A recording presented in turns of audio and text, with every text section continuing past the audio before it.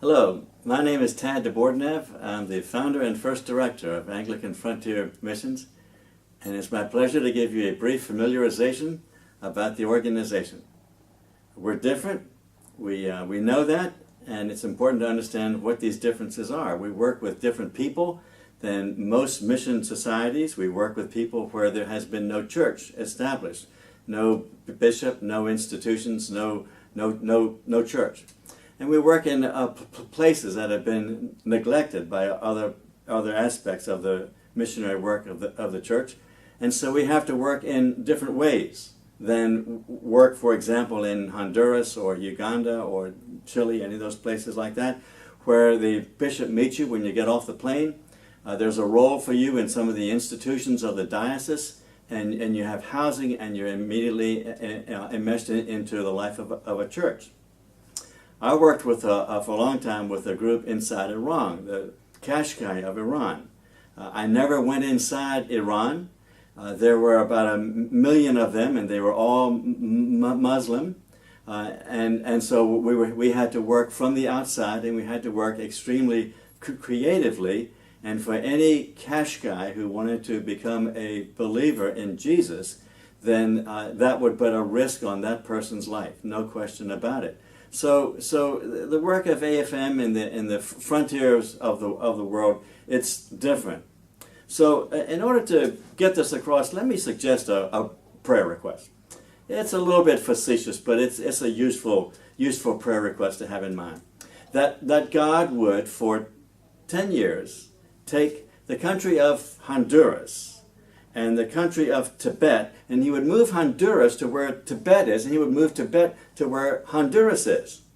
Now, the reason for that, to explain Anglican Frontier Missions, is I live in Richmond, and I can leave Richmond in the morning, and I can get down to Tegucigalpa in Honduras for a late lunch. And then I'm surrounded by Christians of all different denominations, and also I can be introduced to the several very severe needs of the church's witness and work inside Honduras by that evening, with the education, with the health care, with all kinds of needs for women that are there in Honduras, working alongside Anglicans, Episcopalians, and whoever else is out there. To get to Tibet, though, you have to travel 3 days. And when you get there, you're not going to be greeted by a bishop, but you're going to be greeted probably by boys about 10 years old wearing maroon garb, holding a bowl, hoping that you will give them some rice or some other way to help them sustain themselves. The differences continue. The worldview of the Tibetans is something that we're not familiar with at all. They are Buddhists, and they live in the world of evil spirits. And the whole Tibetan religion is built around trying to appease these evil spirits and to control them. So the whole religious life of the Tibetans is entirely unfamiliar with us here in Christian United States. In fact, when they die, they think that there's a little hole in the top of the skull, and it opens up, and the soul goes up into not nirvana, but to the next spirit world. So as you can see, the Tibetan work is much different. The worldview is different. The whole way of trying to bring them to Christ is different from any work that we would be doing in Honduras. But Jesus loves the people of Tibet. He loves them. He knows them dearly. He grieves over how they have abandoned him and pursue other gods, because he is the God who has the power to deliver them from the satanic bind that holds the Tibetan people. And he is the one whose love can transform them, and he is the one who gives the power to go through the gates of hell into the Tibetan people and bring the abundant life and transform those people and transform that whole culture. That's what Jesus calls the church to do. Certainly to go to Jerusalem, where we live, and to Judea and the area around us, and to Samaria, places like Honduras, and to continue the work of breaking down strongholds of evil there in Honduras. And also, he says, to the ends of the earth. He wants us to make disciples of each and every ethnic group, including the Tibetan people. He calls us to do that. That's part of the Great Commission. And today there are 6,000 ethnic groups like the Tibetans who have virtually no Christian presence, hardly any believers in Jesus at all. And he calls the church to be his agents and his witness to take the power of the gospel, the transforming power of the gospel, to these 6,000 ethnic groups.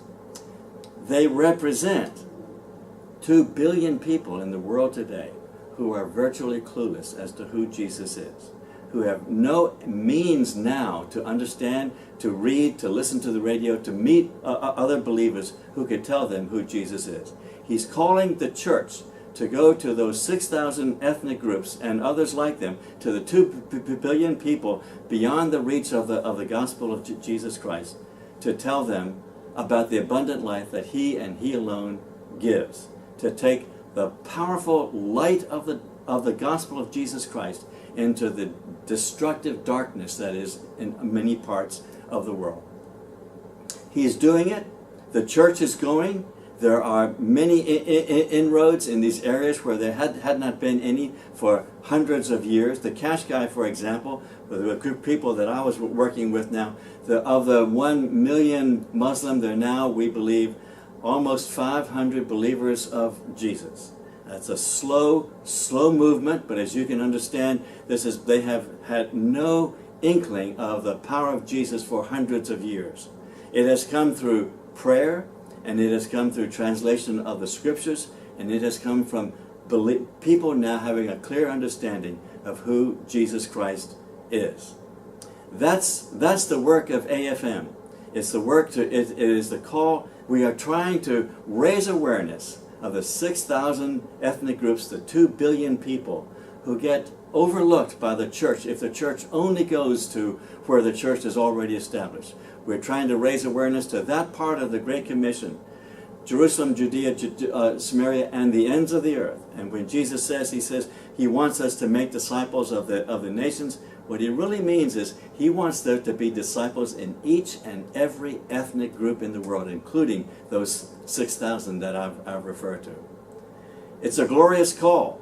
The Anglican Frontier Missions is an advocate to raise awareness, but we also train, we send, we support, and we raise up these missionaries who will go to them and build them into teams of other believers who are out in these ethnic groups and working. But as we go, the beauty of it is the Lord is with us as he promises. And when he is with us, what he does is he gives us the privilege of seeing a little more of the world that he sees, a little more of the love that he has, a little more of the saving power of Jesus Christ, and a little more of the humbling pleasure of knowing that we are in a slight way co-laborers with him in bringing the gospel to these people. Let me close with a couple of verses from Psalm 96. Sing to the Lord a new song. Sing to the Lord to all the earth. Declare his glory to the nations, his marvelous works that he has done in all of history. Strength and beauty are in his presence. Honor and majesty go before him. Declare it to the nations. This Lord reigns. Thank you very much.